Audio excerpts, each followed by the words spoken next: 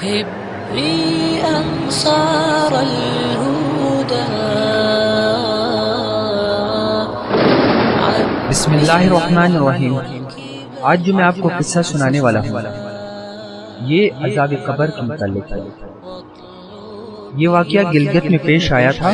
ایک شخص قبرستان کے پاس سے گزر رہا تھا۔ اس نے کسی قبر سے یہ آواز سنی کہ مجھے نکالو، میں زندہ ہوں۔ جب ایک دو مرتبہ اس نے آواز سنی تو اس نے یہ سمجھا کہ یہ میرا وہم ہے اور خیال ہے، کوئی آواز نہیں آ رہی ہے۔ لیکن جب مسلسل اس نے یہ آواز سنی تو اس کو یقین ہونے لگا۔ چنانچہ قریب میں ایک بستی تھی۔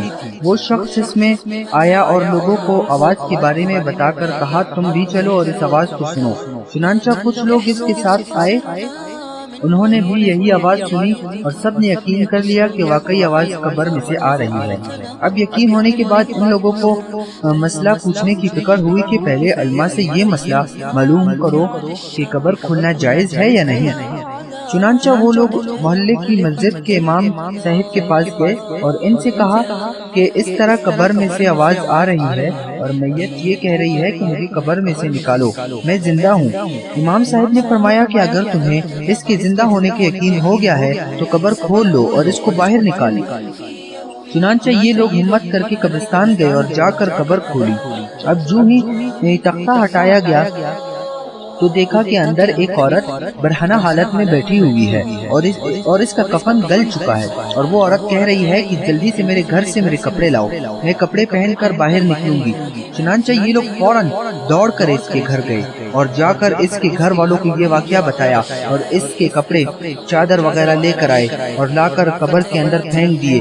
اس عورت نے ان کپڑوں کو پہنا اور چادر اپنے اوپر ڈالی اور پھر تیزی سے بجلی کی طرح اپنی قبر سے نکلی اور دوڑتی ہوئی اپنے گھر کی طرف بھاگی اور گھر جا کر ایک کمرے میں چھپ کر اندر سے کنڈی لگا لی۔ اب جو لوگ قبرستان آئے تھے دوڑ کر اس کے گھر پہنچے اور اب ان کو وہاں جا کر معلوم ہوا کہ اس نے کمرے کے اندر سے کنڈی لگا لی ہے۔ ان لوگوں نے دستک دی کہ کنڈی کھولو۔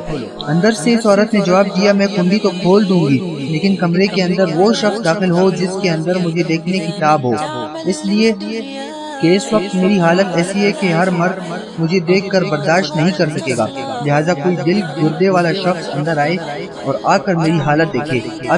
اب سب لوگ اندر جانے سے ڈر رہے تھے مگر دو چار آدمی جو مضبوط دل والے تھے انہوں نے کہا کہ تم کنڈی کھولو، ہم اندر آئیں گے۔ چنانچہ اس نے کنڈی کھول دی اور یہ لوگ اندر چلے گئے۔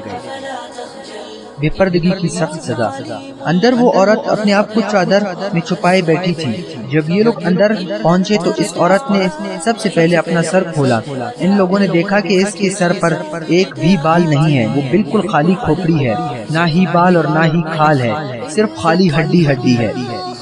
لوگوں نے اس سے پوچھا تیرے بال کہاں گئے؟ اس عورت نے جواب دیا کہ جب میں زندہ تھی تو ننگے سر گھر سے باہر نکلا کرتی تھی، پھر مرنے کے بعد جب میں قبر میں لائی گئی تو فرشتوں نے میرا ایک ایک بال نوچا اور اس نوچنے کے نتیجے میں بال کے ساتھ کھال بھی نکل گئی۔ اب میرے سر پر نہ بال ہے اور نہ کھال ہے۔ لپسٹک لگانے کی سزا۔ اس کے بعد اس عورت نے اپنا منہ کھولا۔ جب لوگوں نے اس کا منہ دیکھا تو وہ اتنا خوفناک ہو چکا تھا کہ سوائے دانتوں کے کچھ نظر نہ آیا، نہ اوپر کا ہونٹ تھا اور نہ نیچے کا ہونٹ موجود تھا، بلکہ 32 کے 32 دانت سامنے جڑے ہوئے نظر آ رہے تھے۔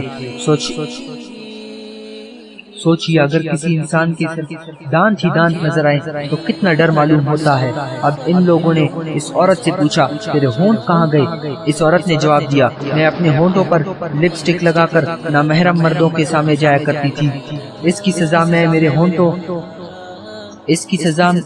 ہونٹ کاٹ لیے گئے، اس لیے میرے چہرے پر ہونٹ نہیں ہے، ناخن پالش پر عذاب۔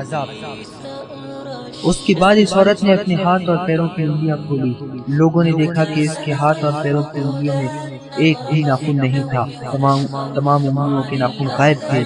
اس سے پوچھا کیا تیری انگلیوں کے ناخن کہاں گئے؟